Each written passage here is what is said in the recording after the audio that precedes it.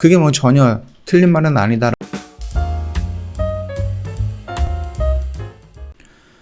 네, 안녕하세요. 허브경제TV 최호영입니다. 오늘 볼 종목은 두산 퓨얼셀이라는 종목이에요. 연료전지 활용해서 스마트 에너지 타운을 추진한다라는 이슈가 좀 나왔는데 이거 좀 간단하게 좀 보도록 하겠습니다. 일단 두산 퓨얼셀이 경기 화성시에 스마트 에너지 사업 공동개발에 참여한다라고 나와 있습니다.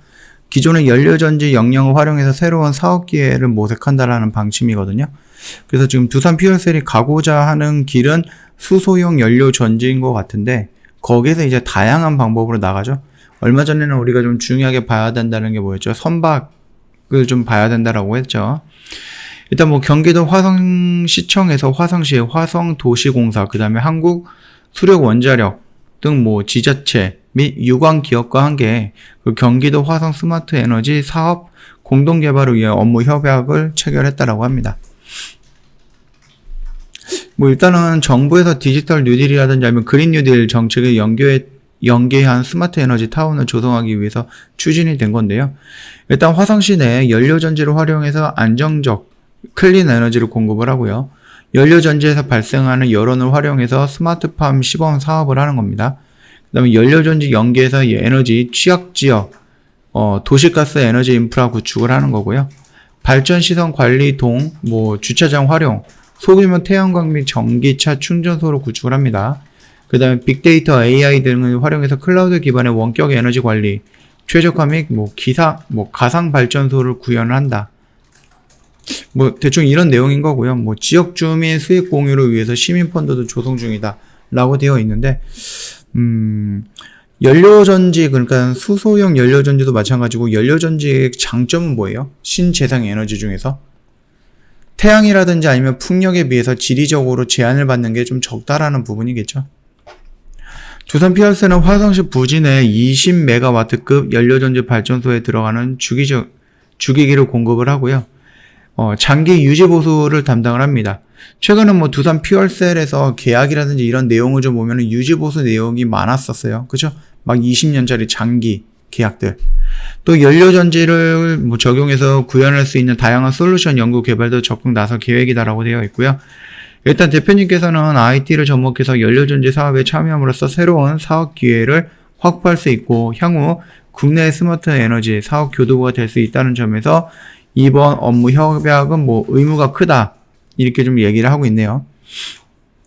일단 두산 퓨얼셀은 한국형 고효율 고체 화합물 연료전지 개발에 착수하고요.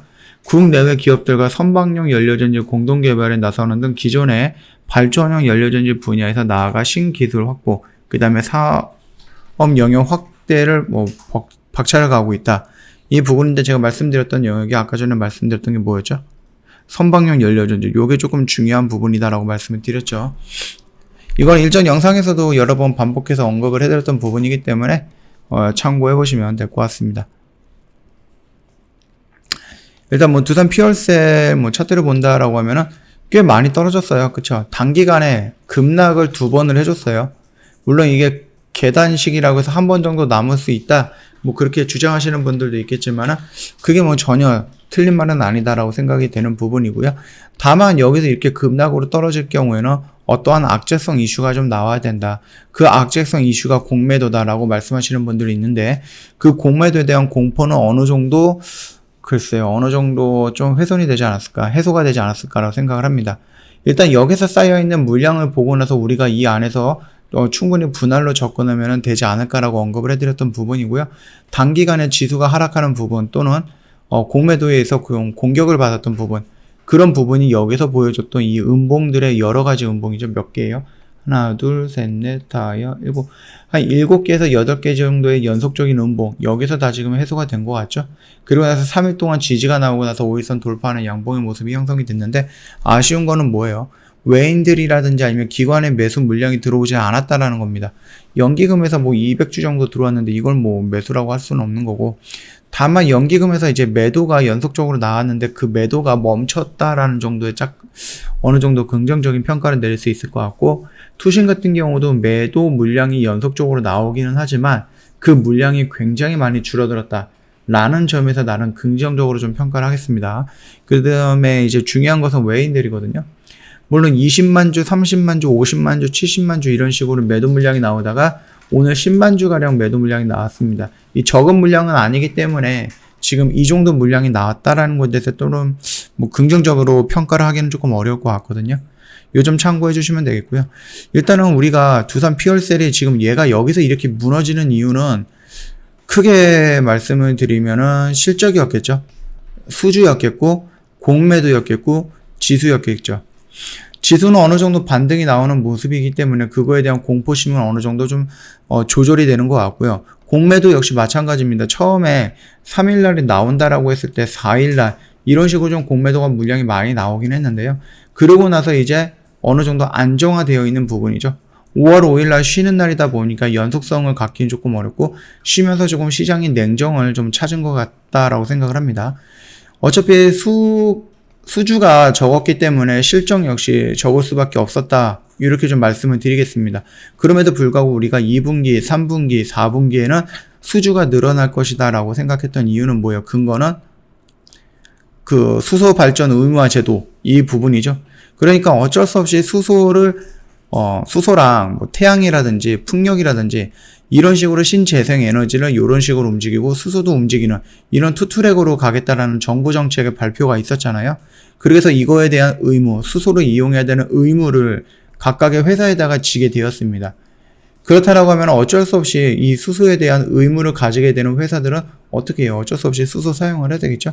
거기에 의해서 두산 피어셀에 어느 정도 수혜는 올 것이다. 그렇게 좀 판단하고 있는 거기 때문에 지금 지수라든지 아니면 수주가 조금 작년 4분기 그 다음에 이번 1분기 조금 실적이 좀 부진을 했어도 지수에 밀려서 같이 밀렸어도 공매도 공격을 받으면서 생각보다 큰 음봉으로 때려 맞았어도 그럼에도 불구하고 얘가 여기서부터 추가적으로 급락을 하는 게 아니라 어느 정도 조정을 하고 상승하겠다라는 이유가 요 정도 부분이다라고 생각을 하시면 될 것 같습니다.